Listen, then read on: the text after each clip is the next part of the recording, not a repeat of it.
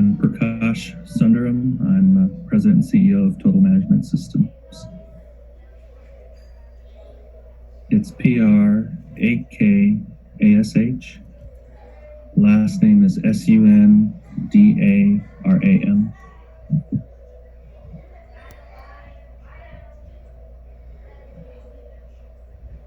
Yes, both.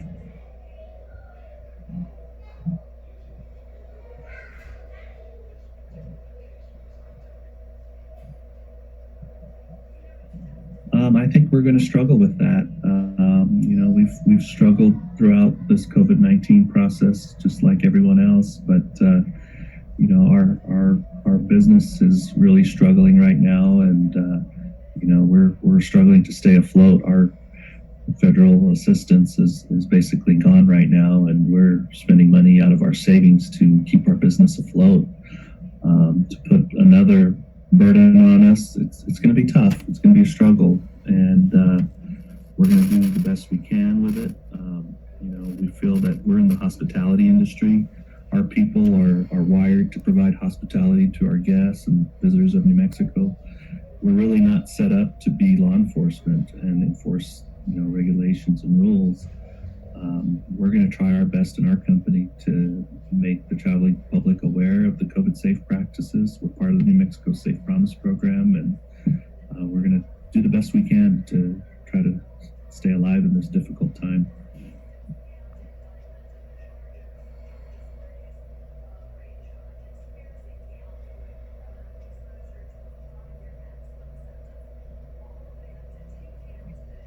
Yeah, and really, I don't know how we're going to do that. I mean, it's not like we can lock people in their rooms and say you can't leave.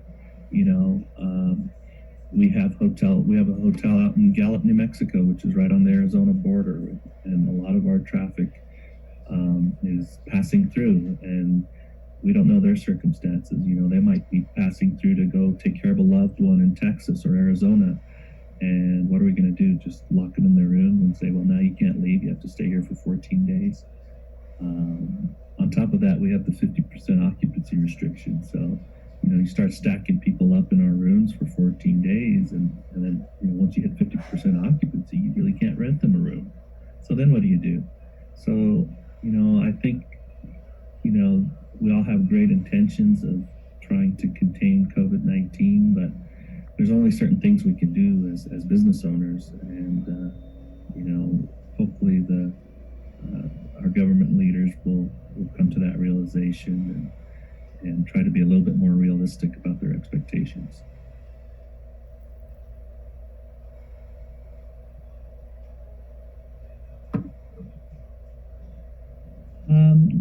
I think the governor has good intentions. I think she's trying to keep us all safe.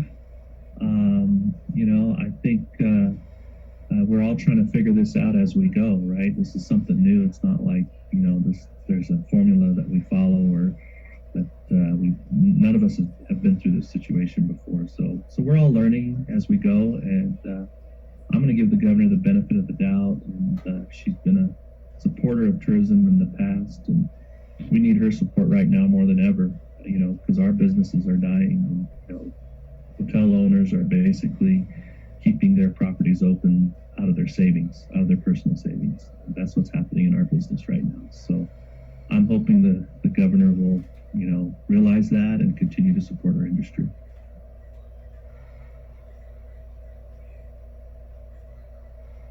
We do.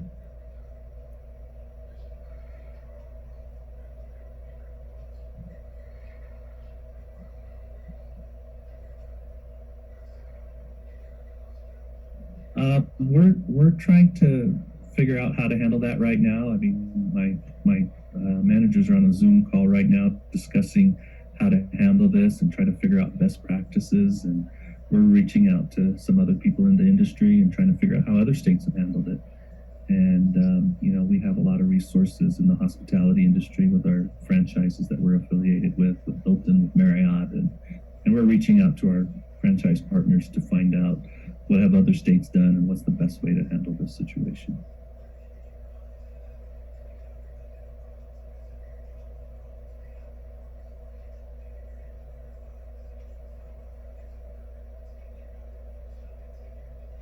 That's right. Uh, the hotels that we have that are getting close to the 50% occupancy have a lot of medical personnel. We have a hotel out in Gallup that's got a lot of medical people helping with the problem at the reservation.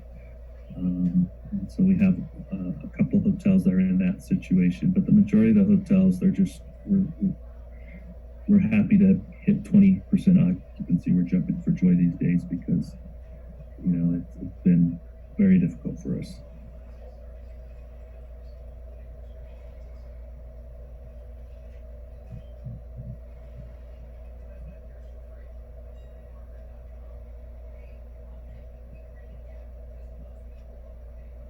Yeah, I mean we've tried to keep as much staff as we can without prematurely going broke. It's kind of a morbid way to put it, but we're just trying to do the best we can right now, and we're hoping that things get back to normal soon so that we can get people back to work. I think for the most part, most of our associates are wanting to come back to work, and they're ready to come back to work. It's just and it goes the same with demand. The demand is there. The people want to travel. The travel demand is there, and people want to come to New Mexico. They want to be outdoors. Especially after being cooped up for the last 3 months, they really want to get out. It's summer vacation for a lot of people, but this is just going to be a tough year for the entire country. We're all making sacrifices. We're sacrificing our vacation, our family time, our family visitation. It's going to be a difficult time for us all.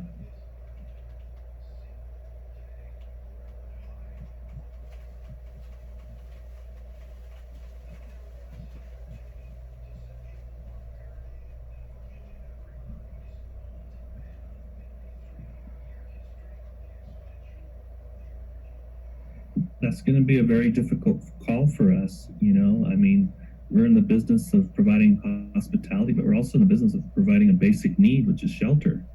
And if some older couple is driving across I-40 and they stop at one of our hotels at 11 o'clock at night and we've already hit 50% occupancy and they've got nowhere else to go, do we turn that person away?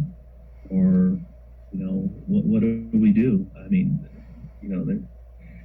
these rules and executive orders have really put us in a very, very difficult spot. And we're just going to do the best we can to be good corporate citizens. And we all live here. We're from New Mexico, and we intend on staying here. So, we're going to do the best we can to keep our people safe.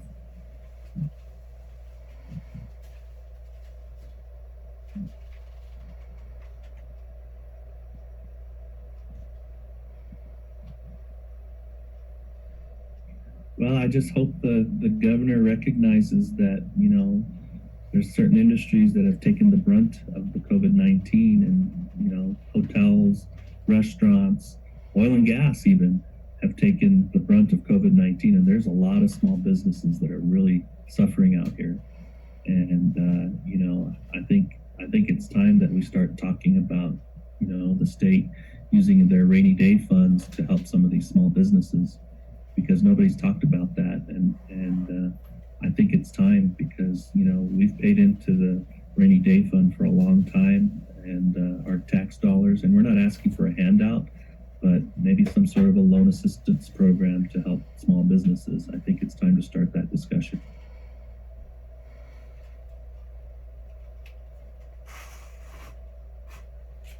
Exactly. Yeah, personal responsibility. It's easy to blame somebody who you don't see and you don't know, right? It's easy to say, well, it's all those out-of-state people that are coming here that are spreading the disease around. But, I walk into Lowe's and I wear my mask, but I see a lot of people not wearing their mask at some of these big box stores, and personally, I think that's where we have a problem. We have a lot of people that just don't care and don't want to follow the rules. I think it's important that, in order to honor your local small businesses, keep each other safe, wear the mask. It's not a big ask, whether you believe in it or not. It's not a big ask.